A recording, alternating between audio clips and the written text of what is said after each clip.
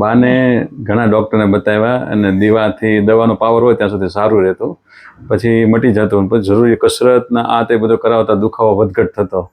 જે તે સમય 15 દિવસ પહેલાં અહીંયા લાવ્યા ત્યારે એનાથી પગે નહોતો મંડાતો અને ગોઠણનો એટલો દુખાવો હતો, પલોઠી વાળીને બેસાતું નહીં, નીચે બેસી ન એકતા. આ 3 સિટિંગ લીધા પછી બા પોતે જાતે બધું વર્ક કરી શકે છે અને તો મિત્રો આપણી સાથે અત્યારે જશોદામાં છે, જેમને પણ ગોઠણ ખૂબ તકલીફ હતી. તો આપણે એને પૂછીએ, માતાજી આપ ક્યાંથી આવો છો અને આપને શું તકલીફ હતી? નોંગણવદર ગારિયાધાર. અને શું થતું હતું તમે આવ્યા ત્યારે? પગ બહુ દુખતો હતો.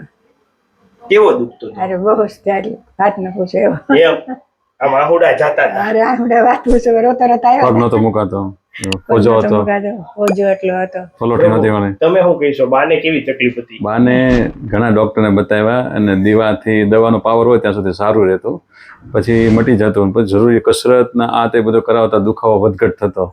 જે તે સમય 15 દિવસ પહેલાં અહીંયા લાવ્યા ત્યારે એનાથી પગે નહોતો મંડાતો અને ગોઠણનો એટલો દુખાવો હતો, પલોઠી વાળીને બેસાતું નહીં, નીચે બેસી ન એકતા. આ 3 સિટિંગ લીધા પછી બા પોતે જાતે બધું વર્ક કરી શકે છે અને પલોઠી વાળીને બેસી શકે છે. સાહેબનો ખૂબ ખૂબ આભાર કે આવા અમને સાહેબ મળ્યા, જેના હિસાબે અમારે સાહેબની કૃપા મળી અને ભગવાનના આશીર્વાદથી, સાહેબની મહેનતની, સાહેબની ટીમની મહેનતથી આજે અમારા બા હાલતા ચાલતા થઈ ગયા છે.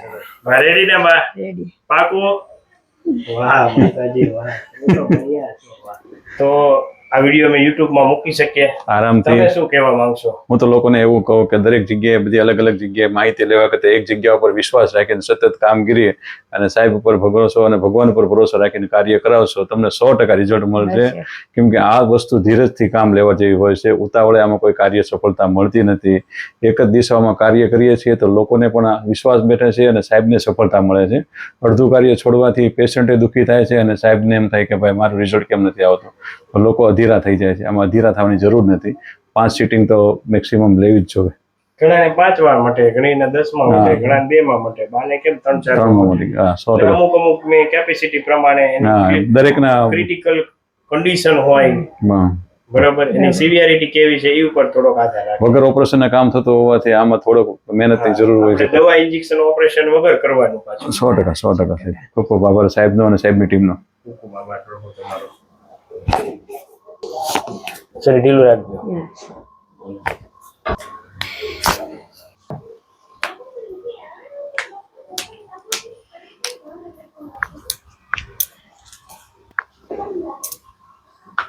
ઘણી ખમ્મા યશોદા માને.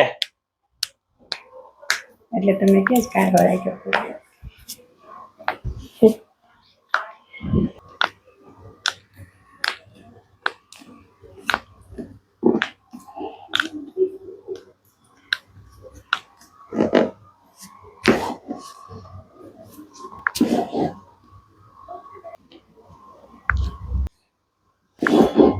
ચીલું મેક દો બા શરીર.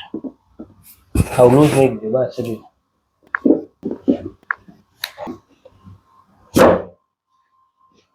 બા શરીર લૂઝ રાખજો.